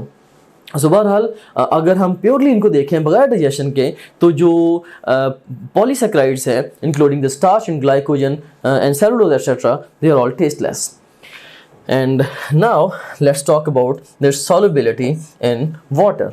तो इसमें आप देखें कि monosaccharides they are more soluble in water but still they are soluble, और ओलिगोसेक्राइड्स जो हैं ये रिलेटिवली लेस सॉल्युबल हैं इन वाटर, जबकि जो पॉलीसेक्राइड्स हैं ये जनरली इनसॉल्युबल हैं इन वाटर या स्पेरिंगली सॉल्युबल, यू कैन से। अब कह सकते हैं कि ये सारे के सारे पॉलीसेक्राइड्स तकरीबन इनसॉल्युबल ही हैं इन वाटर। एक major exception to the rule was the amylose, जो कि एक फ्लेवर है, ये एक फॉर्म है स्टार्च की, और स्टार्च हॉट वाटर में सॉल्युबल है। Otherwise for all the practical purposes all the rest of the polysaccharides they are insoluble in water for you.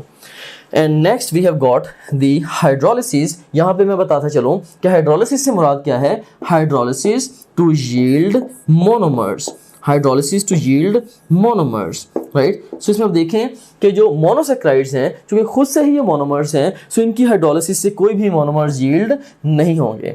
इसके मुकाबले में जो ओलिगोसेक्राइड्स हैं इनकी हाइड्रोलिसिस 2 से लेके 10 की रेंज में मोनोसेक्राइड्स को यील्ड करेगी। और उसके बाद फिर जो पॉलीसेक्राइड्स हैं, ऑफ कोर्स पॉलीसेक्राइड्स की जो हाइड्रोलिसिस है it would also yield several monosaccharides, sometimes even in thousands. और उसके बाद अब हम बात करते हैं regarding the general formula of these 3 classes of carbohydrates. आप देख सकते हैं कि मोनोसेक्राइड्स के general formula CnH2n H2O N है, या इसको हम दूसरी तरह से CH2O N भी लिख सकते हैं, लेकिन major exception to the rule क्या है? Deoxyribose sugar. So deoxyribose sugar एक ऐसी शुगर है जो कि इस जनरल फार्मूला को फॉलो नहीं करती, और इसकी रीज़न क्या है? The second carbon of deoxyribose sugar is devoid of one oxygen. And इसी तरह से अब हम ओलिगोसैकेराइड्स का जनरल फार्मूला देखते हैं। You can see in here CnH2ON-1, या इसको हम एक अदर वे में CnH2n-2nOn-1 की तरह भी लिख सकते हैं। और ये जो जनरल फार्मूला है ये स्पेसिफिक है फॉर द डाइसैकेराइड्स, जबकि पॉलीसैकेराइड्स से रिलेटेड एज सच कोई भी जनरल फार्मूला हमारी बुक में डिस्कस्ड नहीं है, सो हम इसको डिटेल में डिस्कस नहीं करेंगे of course. And next we have got another heading which is the form ring structure, right?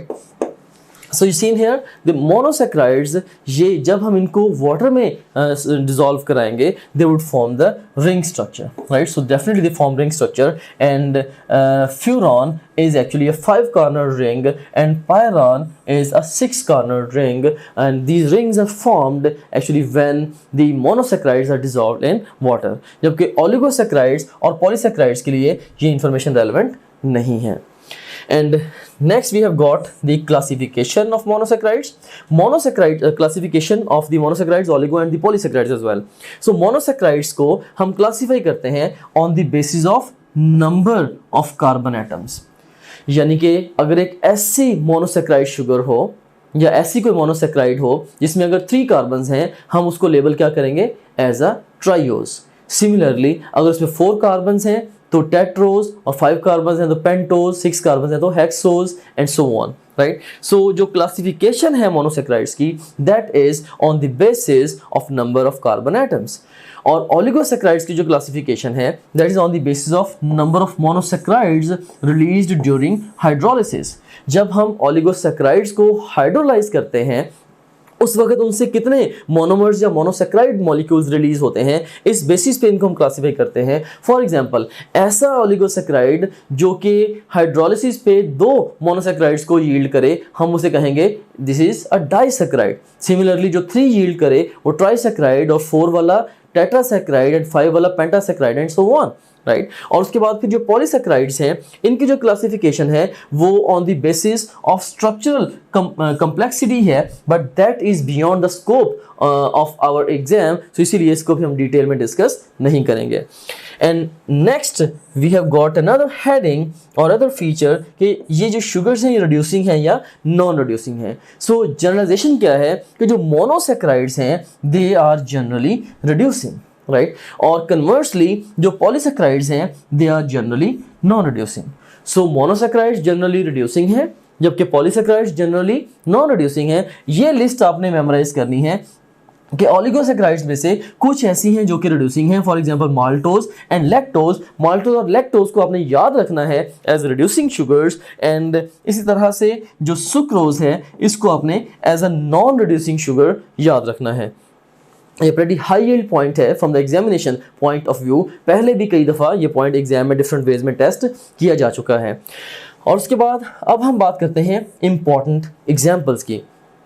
As good students of entrance test आपको जो मोनोसैकेराइड्स, ओलिगो या पॉलीसैकेराइड्स, इनकी जितने भी एग्जांपल्स आपकी दोनों बुक्स में डिफरेंट प्लेसेस पे जो डिस्कस्ड हैं ग्रॉसली उनका पता होना चाहिए। सो मैंने ये किया है कि डिफरेंट जो पॉलीसैकेराइड्स आपकी बुक्स में डिस्कस्ड हैं उनको मैंने एक ही जगह पे सम अप करके लिख दिया है। So you can see in here कि glucose, fructose, ribose, deoxyribose and ribofuranose, these are all examples of the monosaccharides. और इस तरह से फिर जो माल्टोज और लैक्टोज और सुक्रोज ये हैं तो तीनों ही डाइसैकेराइड्स, लेकिन ऑफ कोर्स डाइसैकेराइड्स भी एक सब कैटेगरी है ओलिगोसैकेराइड्स की। सो इसकी ये कॉमन एग्जांपल्स हैं। और उसके बाद फिर पॉलीसैकेराइड्स की जो लिस्ट है ये प्रेटी हाई यील्ड है from the examination point of view, क्योंकि इस लिस्ट में कुछ एग्जांपल्स के साथ आप पहले ही फेमिलियर हैं और कुछ एग्जांपल्स थोड़ी सी पैराडॉक्सिकल हैं। अपेरेंटली आपको लगता है कई दफ़ा they are not the polysaccharides but they are polysaccharides. इसमें जैसे देखिए आपकी जो फेमिलियर एग्जांपल्स हैं they are starch and glycogen and cellulose. आप बचपन से पढ़ते चले आ रहे हैं कि दीज आर पॉलीसेक्राइड्स, लेकिन डेक्स्ट्रिन आपके लिए न्यू है। और इसी तरह से डेक्स्ट्रिन को हम यूज़ करते हैं एज प्लाज्मा एक्सपेंडर। खासतौर पर जब पेशेंट्स का ब्लड लॉस होता है तो उसमें डेक्स्ट्रिन को जो ब्लड वॉल्यूम है उसको रिप्लेनिश करने के लिए यूज़ करते हैं। इस तरह से एगर में बैक्टीरियल कल्चर्स ग्रो करते हैं, ये भी पॉलीसेक्राइड है। पेक्टिन जो है ये भी सेल वॉल के कंपोनेंट है प्लांट्स के अंदर मोस्टली, सो ये भी पॉलीसेक्राइड है। और काइटिन जिससे फंजाई की सेल वॉल बनी होती है, या इसी तरह से जो आर्थ्रोपोड्स हैं इनका एक्सोस्केलेटन बना होता है, ये भी क्या है, this is also polysaccharide. So that was all about the comparison between three classes of carbohydrates. And now let's start off our discussion with the importance of carbohydrates. अब हम carbohydrates की importance पे बात करेंगे। And सबसे पहला point मैं यहाँ पे जो जनरेट करना चाहूँगा वो ये है कि they are central players of energy. जो कार्बोहाइड्रेट्स हैं ये एनर्जी के सेंट्रल प्लेयर्स हैं, राइट। इनको हम सेवरल रीजंस की बना पे सेंट्रल प्लेयर्स ऑफ एनर्जी कहते हैं। इसमें पहली रीजन क्या है कि लिविंग थिंग्स के अंदर जो बेसिक मैकेनिज्म है for energy generation, right, that is design to process carbohydrates, right, like glycolysis और उसके बाद फिर acetyl CoA formation, Krebs cycle, electron transport chain, ये जो पाथवेज हैं basically they are designed to process the carbohydrates. अगर हमने किसी भी नॉन कार्बोहाइड्रेट मटेरियल से एनर्जी लेनी है, लाइक हमने अगर प्रोटीन्स और लिपिड्स से अगर एनर्जी लेनी है, तो समहाउ प्रोटीन्स या लिपिड्स को कार्बोहाइड्रेट्स में से ही किसी के मेटाबॉलिज्म में से ही किसी न किसी इंटरमीडिएट में कन्वर्ट करना होगा, फिर ही हम उसे एनर्जी एक्सट्रैक्ट कर सकेंगे। सो ये तो एक रीजन है इनको सेंट्रल प्लेयर्स ऑफ एनर्जी कहने की। बट इसको हम एक डिफरेंट एंगल से भी देखते हैं। You just imagine that you eat up Apple, और एप्पल में क्या है, हमारे पास पॉलीसेक्राइड है, स्टार्च। उसे एप्पल में फूड स्टार्च की फॉर्म में स्टोर्ड है। हमारे गैस्ट्रो इंटेस्टिनल ट्रैक्ट में, या सादा लफ्जों में हमारे डाइजेस्टिव सिस्टम में, ये जो स्टार्च है ये कन्वर्ट होगी इनटू द ग्लूकोज, और ग्लूकोज जो है ये अब्जॉर्ब होगा इनटू ब्लड। सो अब देखें कि फूड जो स्टोर्ड है ये किस फॉर्म में स्टोर्ड है, of course in the form of carbohydrate. और उसके बाद फिर डाइजेस्टिव सिस्टम में जब ये स्टार्च डाइजेस्ट हुई तो ये कन्वर्ट हुई to glucose which is again carbohydrate. और उसके बाद फिर जो ग्लूकोज है it entered into blood, glucose blood में एंटर हुआ, और उसके बाद फिर ब्लड के अलॉन्ग इसने ट्रेवल किया to the different parts of our body. For example blood के अलॉन्ग ये ग्लूकोज ट्रेवल किया इनटू द लिवर, और लिवर में जाके ये कन्वर्ट हुआ इनटू द ग्लाइकोजन, राइट। और ग्लाइकोजन अगेन ये फिर क्या है, this is a carbohydrate, right. और इसी तरह से ब्लड से जो ग्लूकोज है it would enter into the skeletal muscles, और स्केलेटल मसल्स में भी जाके इसने कन्वर्ट होना है मोस्टली इनटू द ग्लाइकोजन, और ग्लाइकोजन अगेन क्या है, कार्बोहाइड्रेट। इसी तरह से ये सिंपली जनरल बॉडी सेल्स के अंदर भी ग्लूकोज एंटर हो सकता है, और वहाँ पे जाके ये मैनी टाइम्स ऑक्सीजन की प्रेजेंस में ऑक्सीडाइज हो सकता है। It can undergo glycolysis and then the acetyl-CoA formation, Krebs cycle, electron transport chain, so as to release energy, right? So of course general cells के अंदर भी जो energy generation mechanism है वो भी कार्बोहाइड्रेट ही को प्रोसेस कर रहा है। और यहाँ पे आप देख सकते हैं कि जो एनर्जी है वो कार्बोहाइड्रेट्स के ही इर्द गिर्द घूम रही है। So that's why we say that these are central players of energy. यहाँ पे कुछ additional points भी मैं जनरेट करना चाहूँगा कि लिवर में जो ग्लाइकोजन स्टोर होती है ये स्टोर होती है रफली फॉर 6 to 7 hours, और ये होती है for the general body use, for the general body use, right. इसके मुकाबले में जो स्केलेटल मसल्स हैं, स्केलेटल मसल्स में जो ग्लाइकोजन स्टोर होती है वो ग्रॉसली स्टोर होती है फॉर द 24 आवर्स, और ये जो ग्लाइकोलाइसिस होती है ये specifically for the muscle use ही होती है। और चूंकि जो लिवर में ग्लाइकोजन स्टोर होती है वो 6 to 7 आवर्स के लिए स्टोर होती है, so probably that's the reason कि we feel hungry after every 6 to 7 hours. Anyways, there was just the additional points, not very high yield from the examination point of view. And now let's talk about the other important features of the importance of carbohydrates. So इसमें देखें कि they play structural role, बहुत सारे जो structures हैं even वो भी carbohydrates से बने होते हैं। हमने सेल मेम्ब्रेन को डिस्कस किया था और हमने देखा था कि कार्बोहाइड्रेट्स किस तरह से लिपिड्स और प्रोटीन्स के साथ कनेक्टेड थे, अटैच थे, and they were constituting, they were also playing role in the formation of structure of the cell membrane. But इसमें आप देख सकते हैं कि जो ग्लाइकोलिपिड्स हैं या ग्लाइकोप्रोटीन्स हैं they are also playing structural role. और उसके बाद फिर synthesize different compounds of plants like amino acids and fatty acids etc. अब देखें कि प्लांट्स में ओवरऑल जो अमाइनो एसिड्स बनते हैं या जो फैटी एसिड्स बनते हैं वो भी अल्टीमेटली कार्बोहाइड्रेट से ही बनेंगे. सो प्लांट्स में भी बेसिकली फोटोसिंथेसिस के नतीजे में किस चीज़ ने बनना है, फोटोसिंथेसिस के नतीजे में अल्टीमेटली ग्लूकोज ने ही बनना है और फिर ग्लूकोज कन्वर्ट होगा इनटू द सुक्रोज और फ्लोएम के लॉन्ग वो ट्रेवल करेगा. सो हम ये भी कहते हैं कि जो ग्लूकोज है ये ब्लड शुगर है जबकि जो सुक्रोज है ये फ्लोएम शुगर है. बहरहाल इसमें अब आप ये देखें कि वो उसके लॉन्ग अगर सुक्रोज की फॉर्म में ट्रैवल करेगा उसके बाद फिर डिफरेंट जो उसके पार्ट्स हैं बॉडी के प्लांट के वहाँ पे जाके डिफरेंटली आगे इसकी यूटिलिटी होगी. बहरहाल अगर कहीं पे भी अमाइनो एसिड्स बनने हैं या फैटी एसिड्स बनने हैं तो ये भी अल्टीमेटली उन कार्बोहाइड्रेट्स से ही बनने हैं जो कि फोटोसिंथेसिस के नतीजे में प्लांट में प्रोड्यूस हुए हैं. Right. So the synthesize different compounds of plants like amino acids and fatty acids etcetera. और इसके बाद अब मैं towards the end of this subsection कुछ क्वेश्चंस आपसे पूछना चाहूँगा just for sake of testing your understanding at this point in time. So हमारे पास स्टेटमेंट है photosynthesis is responsible for production of. A option is proteins, B option is fats, C option is carbohydrates and D option is all of these. So इसमें अब देखें कि directly तो photosynthesis carbohydrates ही की synthesis में involve है लेकिन ultimately carbohydrates से ही आगे फिर फर्दर प्रोटीन्स और फैट्स ने भी बनना है. सो इसीलिए बेस्ट रिस्पॉन्स जो इस क्वेश्चन का होगा that would be delta. And we have got another question. So statement है हमारे पास which of the following micromolecules can serve as source of energy. So कौन से माइक्रोमोलिक्यूल्स एनर्जी सोर्स के तौर पे एक्ट कर सकते हैं. So seen here monosaccharides yes they can act as source of energy, fatty acids yes they can also act as source of energy and amino acids भी one source of energy के तौर पे act कर सकते हैं क्योंकि इन सभी के अंदर कार्बन हाइड्रोजन बॉन्ड्स हैं जिनमें एनर्जी स्टोर्ड है. So best response to this question would be delta, all of these.